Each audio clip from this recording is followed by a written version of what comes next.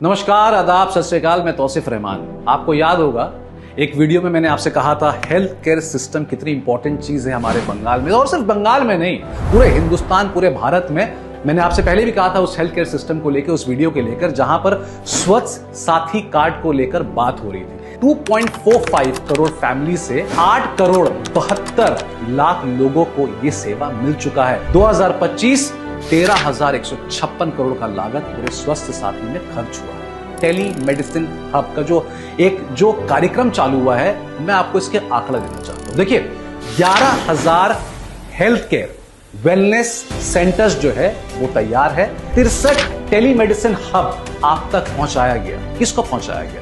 जिस गांव में लाइन लगाना पड़ता था, जिस गांव के लोग 10 किलोमीटर जा जाके अपना इलाज करवाते थे, जिस गांव के लोग ये कहते थे डॉक्टर का शक्ल नहीं देखा, आज वही गांव के लोग इस टेलीमेडिसिन हब को बिल्कुल इस्तेमाल कर रहे हैं। उन तक पहुंचाया गया है। 7 करोड़ रिमोट कंसल्टेशन के साथ ये आपके पास आ चुका है। 2012 से लेकर 2025 तक के आंकड़े क्या कह रहे हैं? 419% का हेल्थ केयर में खर्च किया गया है। 4,906 2012 में क्या था? स्पेंडिंग कैपेसिटी थी। 2025 का आंकड़ा क्या कह रहा है? 21,264 करोड़ की बढ़ोतरी। डिफरेंस देखिए, 21,000 4,000 करोड़, कितना का डिफरेंस आ रहा है। अगर बंगाल के वासियों तक, बंगालियों तक अगर ये सेवा नहीं पहुंचा सकता आज कोई, तो मुझे नहीं लगता सरकार में रहने का हक है। बेड के मामले में 2011 से कंपेयर कर लीजिए, 71,000 था। आज 2022 में अगर स्टैटिस्टिक को आप कंपेयर करेंगे, 97,000 हो चुका है। बढ़ोतरी कितनी हुई? 36% की बढ़ोतरी हो गई। अब एक बढ़ोतरी आपको क्या देखना है? Waiting period. ये भी बताना बहुत जरूरी है। वेटिंग पीरियड का क्या हुआ? वेटिंग पीरियड घटता है। वेटिंग पीरियड बढ़ना नहीं चाहिए। जो वेटिंग पीरियड जो घटा है वो 20% घट चुका है। ये एक बहुत अहम सवाल था और जवाब भी है जो आप तक मैं पहुंचाना चाह रहा हूं। आपका ये हक है।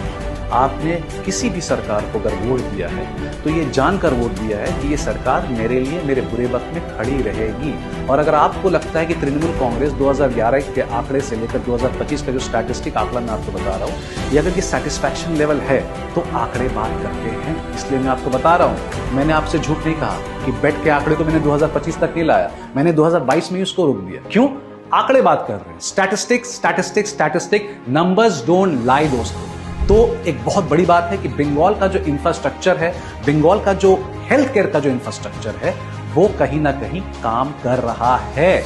हेल्थ केयर सिस्टम आपका, हमारा, सबका अधिकार है, हक है, जो आपको ये आशीर्वाद मिलना चाहिए हर इंसान को, चाहे वो कोई भी बंगाल। बहुत बहुत धन्यवाद। मैं तौसीफ रहमान आपसे विदा लेना चाहता हूं।